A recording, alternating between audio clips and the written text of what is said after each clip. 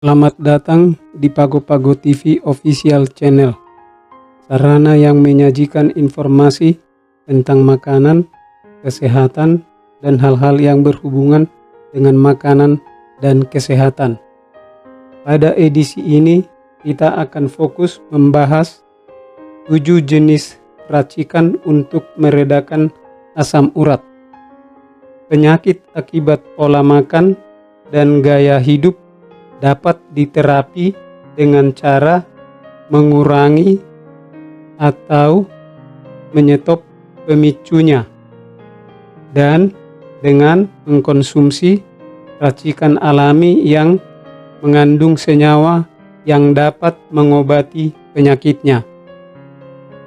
Konten dalam video ini terdiri dari 2 bagian.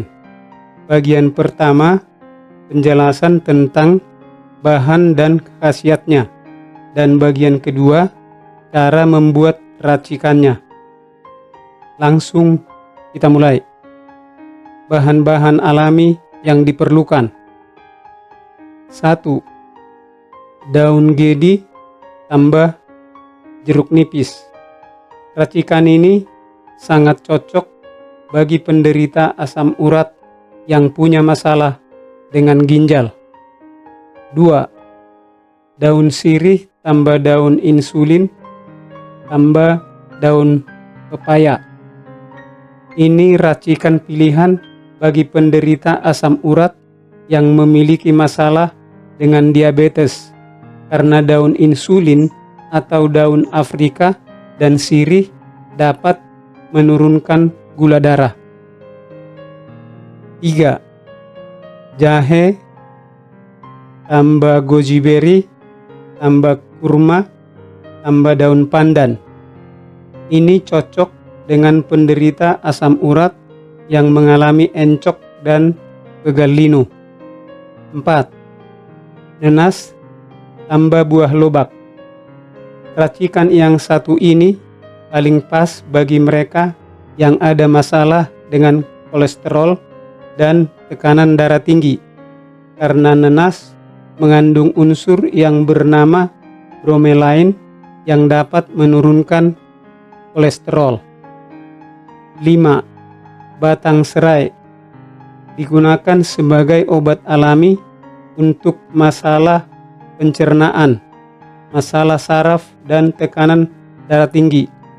Secara tradisional telah digunakan untuk peredam nyeri dan pereda demam. Timun tambah lenca.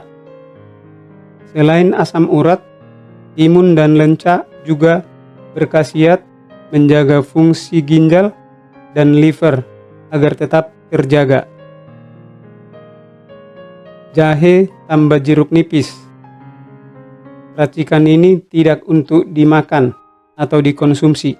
Ini hanya obat luar untuk meredakan asam urat yang sangat mengganggu. Berikut ini adalah cara membuat racikannya. 1. Siapkan daun gedi sedang 7 helai, lalu cuci sampai bersih dengan air mengalir, lalu blender dengan air 200 ml sampai halus. Kemudian potong 1 buah jeruk nipis, lalu peras dan aduk dengan daun gedi yang di blender dan minum setiap pagi selama 5 hari sebelum makan pagi. 2. Siapkan daun sirih 3 helai, daun insulin 7 helai, dan daun pepaya 3 helai. Ketiganya dicuci bersih, potong, lalu di blender dengan kadar air 200 ml. Setelah halus, lalu peras dengan menggunakan saringan halus agar terpisah ampas dan sari daun-daun tadi. Minum setiap pagi selama 5 hari sebelum makan pagi. 3. Siapkan 3 helai daun pandan, cuci lalu diiris atau dipotong sesuai selera. Jahe segar 1 rimpang dicuci bersih, lalu dipotong dan taruh dalam 1 wadah dengan daun pandan, 15 butir goji berry, dan 5 biji kurma Cina. Kedua bahan ini ada di toko online. Didihkan air sebanyak 300 ml. Setelah mendidih, masukkan seluruh bahan tadi dan biarkan mendidih selama 1 menit. Lalu matikan api.